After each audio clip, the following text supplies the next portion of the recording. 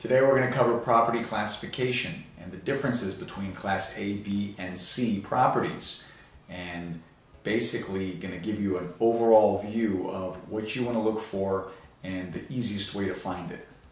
What's going on, guys? My name is Tim Diesel. If this is the first time you're seeing me, this channel is designed to give you tips and strategies you can use in your business to excel and really get on the fast track in your investing career. All right, so rather than me right along as I'm speaking to you, I figured this would be a much easier way to go ahead and speed the process and show you what I have here. So I've broken this down and tried to make it as simple and easy to understand. I had a lot of questions when I put this in a podcast, and I can see it's not very visual and you may have a lot of questions, you're not looking at it. So hopefully this will break things down a little bit for you. So I've got property and I've got your neighborhood. And what I'll do is I'll go through it really as slow as I possibly can without making it too complicated. So you have your properties first. So you have your Class A properties. Now these are usually the gems. These are usually less than 10 years old. I have the best amenities, and I'll break these down a little bit for you. So you have a brand new apartment complex being built. Those are your Class A properties. If you're looking at a retail center, these are your brand new ones. You've got buildings that are, again, not that old. They've got your Walgreens in there, your best tenants, and this is kind of the cream of the crop, the Class A. These are the best properties you can really find. Your Class B properties are properties that are kind of in the middle.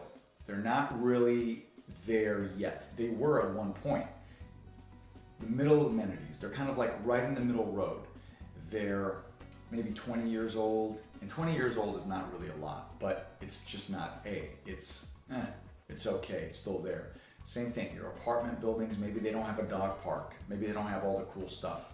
Your retail center, maybe they don't have the, maybe it's your office building, they don't have all the newest amenities in the office building. They don't have wireless in every single room or something like that, but they're right in the middle of it.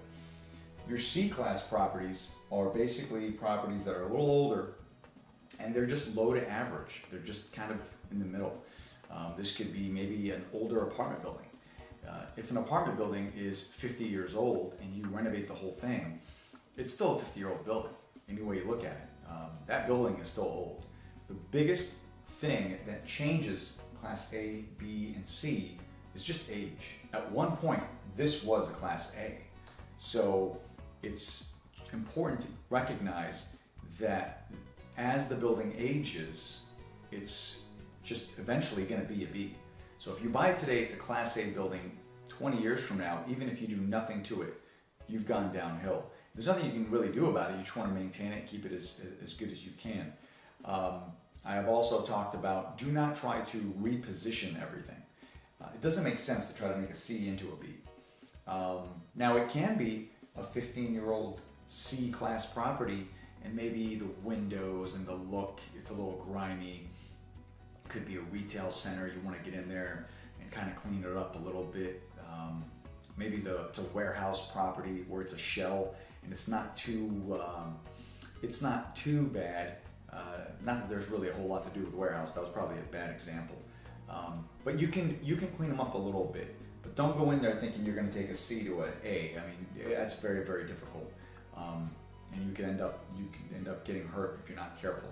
Now, when I'm speaking to clients, what I do a lot of times to explain to them, maybe if it's a vacant property or it needs a lot more work, I will tell them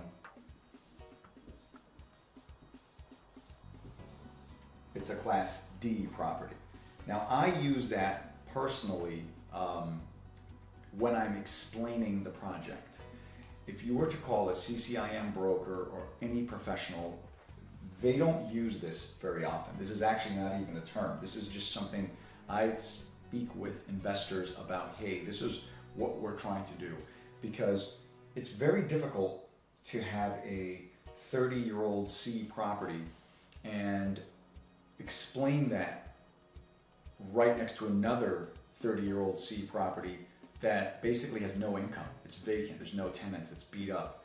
So I use that to better illustrate my example of what it is. So I hope that was very descriptive there. So now you have your neighborhoods, and you have your A neighborhood. Obviously, that's your beach, your hills, your exclusive area. That's really up there.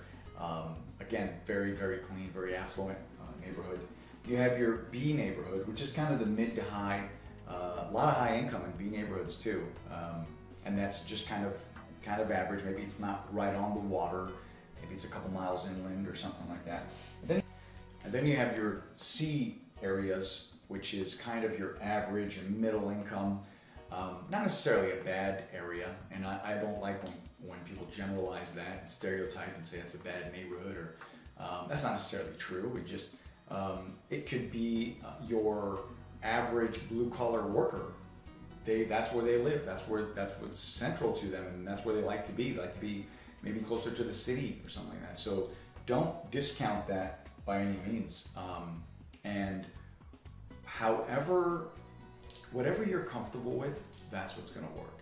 If you're not comfortable collecting the rent 8, 9 o'clock at night, then you probably want to be up here. I mean, that's just what your personal preference is.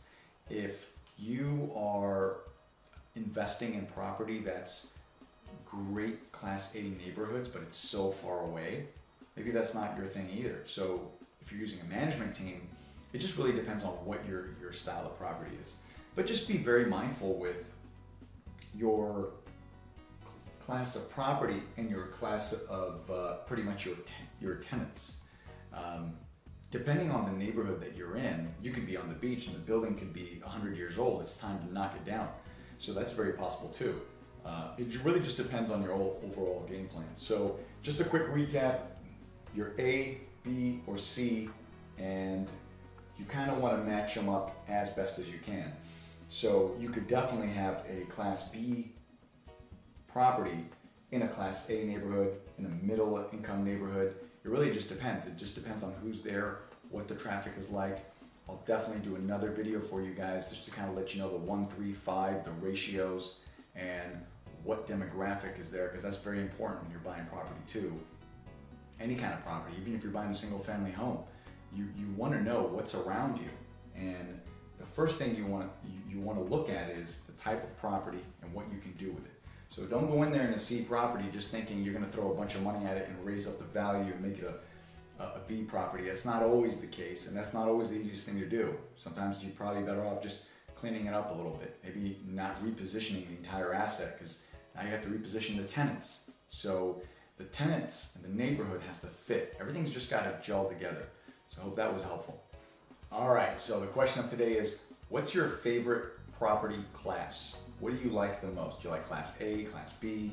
I'm very curious to know. Please leave a comment. Let me know what you guys are investing in. All right, guys, that's all I got for you today. I hope that was helpful.